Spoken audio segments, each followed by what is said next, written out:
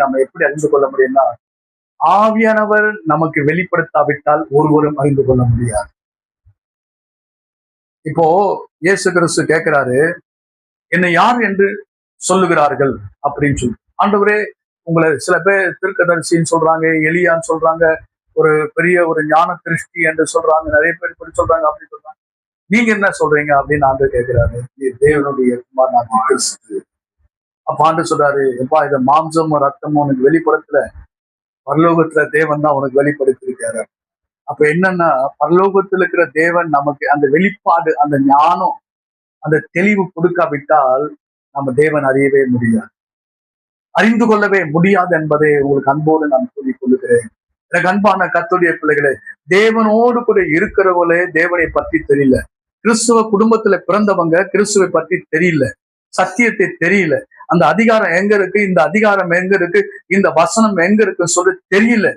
கர்த்தருடைய பிள்ளைகளை ரொம்ப துக்கமா இருக்குது, ரொம்ப நமக்கு வெட்கமாக இருக்கிறது. தேவனை பற்றிதான ஒரு அறிவு அவர்களுக்கு இல்லாமல் இருக்கிறதை குறித்துதான ஒரு காரியம். அவங்க மேன்மையா சொல்றாங்க, நாங்க ஒரு பெரிய கிறிஸ்துவங்க, நாங்க பாரம்பரிய கிறிஸ்துவங்க. நல்லதுதான், ரொம்ப நல்லது, நீங்க கிறிஸ்துவங்களா பிறப்பது ரொம்ப நல்லது கர்த்தருடைய பிள்ளைகளே. ஆனால் நமக்கு என்ன வேணும்? அந்த வீரம் வேண்டுமே, அந்த வைராக்கியம் வேண்டுமே, அந்த அறிவு வேண்டுமே. தாவீது அந்த கோலியாத்தை எதிர்த்து போகும்போது சவுல் என்ன சொல்றா தெரியுமா? ஏன்பா, அவன் சாதாரண ஆள் இல்லப்பா, அவன் பிறக்கும் போதே யுத்த வீரன். அல்லேலூயா. அவன் பிறக்கும் போதே யுத்த வீரன்பா, அவன் பிறக்கும் போதே வீரனா பிறந்திருக்கிறான்ப்பா அப்படின்னு சொல்றாங்க.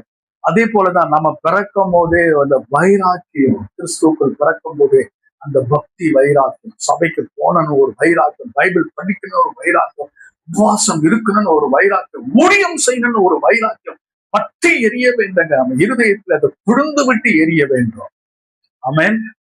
இல்லத்துல கொழுந்து விட்டு எரியணும். ஆண்டவரை இன்னும் அறியணும் அப்படின்னு சொல்லிட்டு, இன்னும் அவர் பக்கத்தை நெருக்கமா போகணும், இன்னும் நெருங்கணும். தேவனை நான் நெருங்கி நெருங்கி ஜீவிக்கணும். ஏதோ ஒரு மேலோட்டமான கிறிஸ்துவ வாழ்க்கை நம்ம வாழக்கூடாது. ஒரு மேலோட்டமான ஒரு வாரத்திற்கு ஒரு முறை பைபிள் வாசிக்கிற கிறிஸ்துவனா இருக்கக்கூடாது. வாரத்திற்கு ஒரு முறை வந்து சபைக்கு போகிற ஒரு கிறிஸ்துவனா இருக்கக்கூடாது. வாரத்திற்கு ஒரு முறை ஜெபிக்கிறவனாக நாம் இருக்கக்கூடாது. அப்படி இருந்தா எப்படி நம்ம ஆண்டவரை நெருங்க முடியும்? கர்த்தருடைய பிள்ளைகளே, இன்றைக்கு நிறைய பிரச்சனைகளை நாம் ஜெயிக்கணும் அப்படின்னா நம்ம ஆண்டவரை நெருங்க நெருங்க நெருங்க நெருங்க நெருங்க அந்த வெளிப்பாடு, அந்த ஞானத்தை